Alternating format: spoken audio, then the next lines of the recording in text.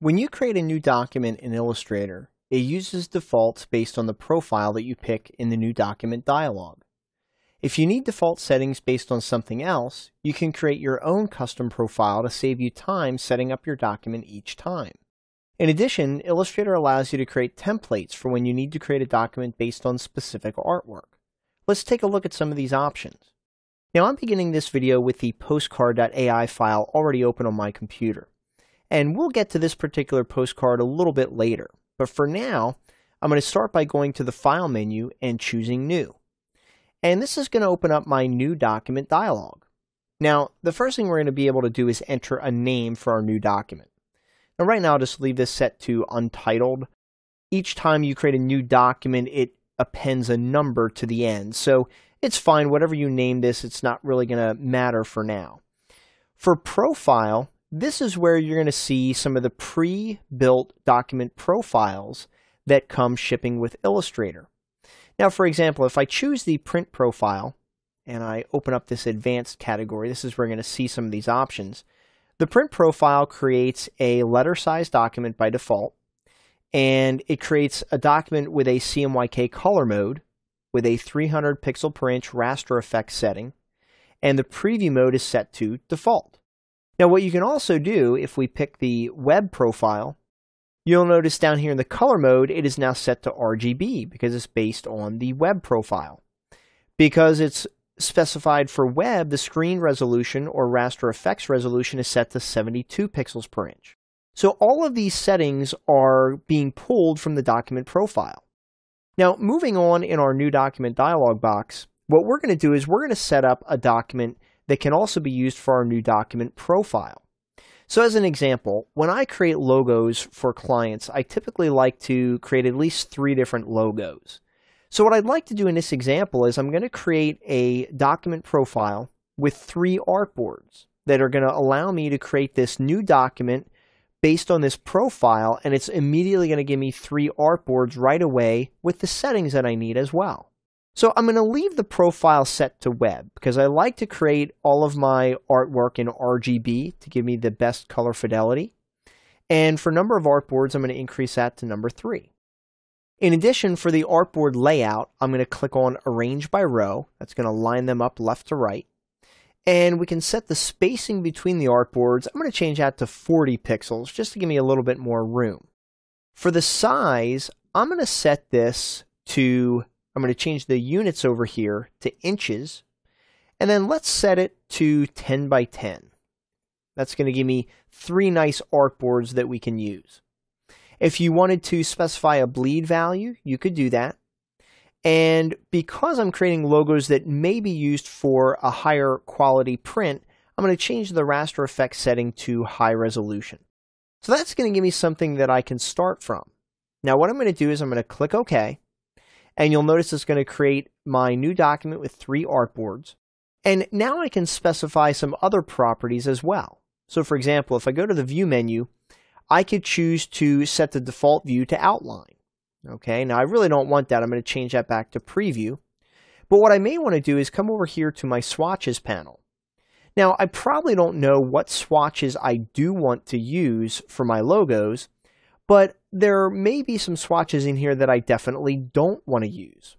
So what you can do is if you want to remove any of these swatches, let's say for example I want to remove this yellow swatch, you can click on it and then you can hit the trash can icon and it'll ask me, am I sure I want to remove that swatch? I'm going to go ahead and hit yes. And you can continue going through here if you wish, deleting the swatches you don't want. So it's up to you as far as which ones you want. What we're going to do here, we'll create 1 new swatch. And for the color type, I'm going to go ahead and change this to a spot color. For color mode, we'll leave this set to RGB. And we'll give this swatch a name of V2B green. Let's just say that's a green color that we use for a specific purpose in our documents. So we'll go ahead and click OK. Now you see we have a new color specified in our swatches panel. So that's going to set up our document pretty much the way that we want it to appear. There's a lot of other things you can do inside of this document that'll help you moving forward. But to keep things simple, we're going to leave this set as you see it here. Now, the first thing we need to do is we need to save this document to our Document Profiles folder. Now, here's the trick. Where does that Document Profiles folder live? Well, the easiest way to find that in your respective platform is to go to the File menu and choose New to start with the New Document dialog. And in the Profile drop-down menu, if you click on the Browse button, it's going to default to your New Document Profiles folder. And if you click on this drop-down menu, you'll see the path to your folder. So you can see it's in the Users, Your Username, Library Application Support, Adobe, Illustrator CS6, ENUS, New Document Profiles. And that's a lot to remember, but you can write that down and then navigate to that later on. Now, if you're on Windows, this path is going to be slightly different, but you'll be able to find that in this dialog as well. So I'm going to go ahead and click Cancel, and then I'll click Cancel again because this is the document that we want to save. So I'm going to go to the File menu and choose Save. And I'm going to call this one Logo Document because that'll be what we're going to use. And it is automatically going to my New Document Profiles folder, but you can see that the path is as you see here. So we'll call this Logo Document, and I'll go ahead and click Save. And then we'll just save it as an Illustrator CS6 document up here. And now we'll go ahead and close this document. Now, if I go to the File menu and I choose New, you'll notice if we go to the Profile drop-down menu, in addition to seeing all the profiles that we saw before, we're going to see the new one that we just created called Logo Document. And if we choose it, you're going to see that it's going to populate all of these settings with the settings that I specified within my New Document Profile. Now, we can also make some changes here. I'm going to change this setting here. I'm going to tell it to arrange by row. And we'll go ahead and leave the spacing set to what was in the New Document Profile. And then we'll go ahead and click OK. And now you can see that we have our new document with our 3 artboards, so we can create our 3 variations of our logo.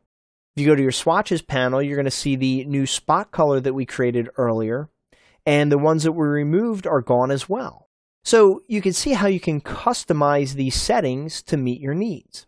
Now, I'm going to go ahead and close this document, because in addition to creating a new document profile when we create a blank document, you can also create an Illustrator template that's based on specific artwork.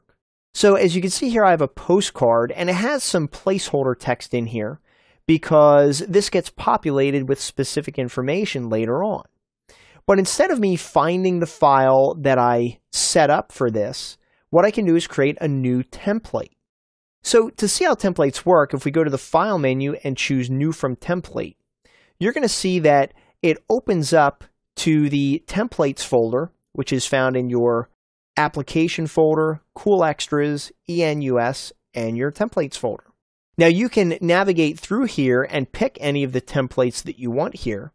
But what we want to do, I'm going to hit Cancel, we want to make this postcard into a template. So to do that, I'm going to go to the File menu and choose Save As. And instead of saving it as an Illustrator document, I'm going to choose Illustrator Template. I'm going to navigate to my Applications folder. I'm going to go to my Illustrator CS6 folder, into the Cool Extras folder, ENUS, Templates. And I'm going to create a new folder so I know what category I'm working with. I'm going to call this V2B. And then we'll save this as Postcard, and you see the extension is AIT for Adobe Illustrator Template.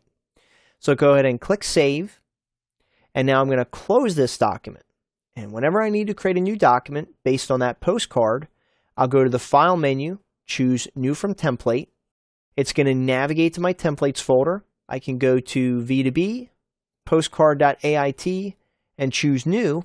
And you'll see it creates a new untitled document based on the artwork that was saved in my template.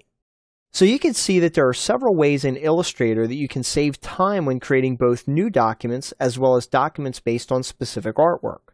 Put these options into practice to start working more efficiently in Illustrator CS6 right away.